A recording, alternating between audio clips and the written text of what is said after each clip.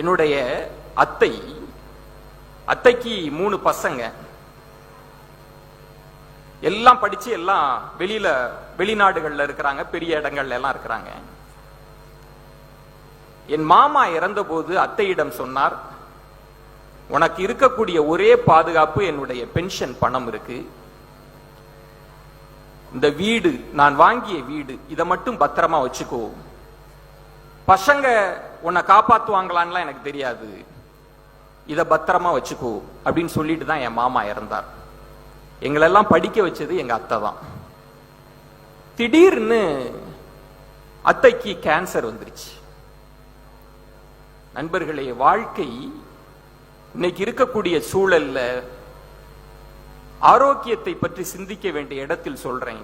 வாழ்க்கை என்ன வேணாலும் நடக்கலாம். திடீர்னு கேன்சர், போய் டாக்டர்கிட்ட காமிக்கிறோம். அத்தைக்கு 60, 70, 80 வயசு தாண்டினவங்க, வயிறு பூரா கேன்சர் கட்டி, என்ன பண்றதுன்னு தெரியல. ஒரு சொட்டு தண்ணீர் குடித்தால் வலி, சாப்பிட முடியாது. நான் டாக்டர்கிட்ட போய் கேட்கிறேன், டாக்டர் வலிக்காகுது மருந்து இருந்தா கொடுங்க, அவங்க இருக்கிற வரைக்கும் வலி இல்லாம இருக்கட்டும். டாக்டர் சொல்ற, ஒண்ணும் முடியாதுப்பா, கேன்சர் முத்திருச்சு, வேற ஒண்ணும் பண்ண முடியாது, எங்களால் ஒண்ணுமே செய்ய முடியல. எங்களையெல்லாம் வளர்த்தவங்க. அத்தையிடம் சொல்லி தேற்றுறேன், ஒண்ணும் இல்ல, பயப்படாதீங்க பயப்படாதீங்க அப்படின்ட்டு பசங்களுக்கு போன் போடுறேன்.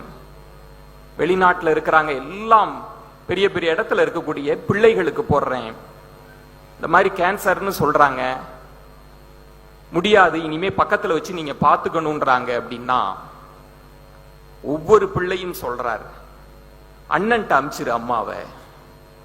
அண்ணனுக்கு போன் அடிச்சு சொல்றேன், தங்கச்சிக்கு கொடுத்துரு, அங்க அமுச்சு விட்டுரு, எனக்கு நிறைய வேலை இருக்கு, என்கிட்ட கொண்டு வந்துடாத விஜயன், தயவு செய்து என்கிட்ட கொண்டு வந்துடாத.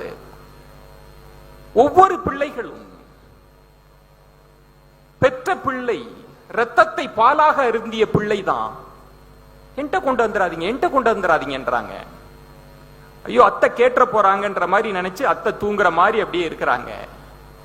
மறுநாள் நண்பர்களே, அத்தைக்கு ஒரு ஜூஸ் கொடுத்தேன், இதையாவது குடிங்க, நீங்க சாப்பிடாம இருக்கீங்களே, இதையாவது கொடுங்க. அத்தை அருந்தினார், வலி இல்லாம அருந்தினார். எனக்கு ஆச்சரியம் ஆயிடுச்சு, அத்தை வலி குறைஞ்சிருச்சா அப்படின்னு. பிள்ளைங்களால் கிடைத்த வலியை விட கேன்சர் வலி கொஞ்சம் கம்மியா தான் இருக்கு அப்படின்னாங்க. 2 மாதத்திலேயே நண்பர்களே, அத்தை இறந்து போய்விட்டார். பிள்ளைகள் எல்லாம் வந்தாங்க, வெளிநாட்டில இருந்து இருக்கிற பிள்ளை, பெரிய நிறுவனங்கள்ல வேலை பார்க்கிற எல்லா பிள்ளையும் வந்தாங்க. எரியூட்டினாங்க. அது கிராமம். பிள்ளைகள் வந்து கேட்டாங்க, அன்ற இரவு கேட்கிறாங்க, விவோ ஆபீசரை பார்க்கணும், என்ன வாரிசு சான்றிதழ் வாங்கணும். நான் இந்த இடத்தில் சொல்வேன், உங்களுடைய துயரத்தை நான் ஏதோ நெகட்டிவா எதிர்மறையா பேசுவதாக நினைக்காதீர்கள். நம்ம எப்படி வாழ்க்கையில் பாருங்க, உங்களுடைய முதுமையை, உங்களுடைய வலியை, உங்களுடைய துயரத்தை சுமக்காத நம் தலைமுறை பிள்ளைகள் உங்கள் சொத்துக்களை சுமக்க தயாராக இருக்கிறார்கள். இதுதான் நிதர்சனம்.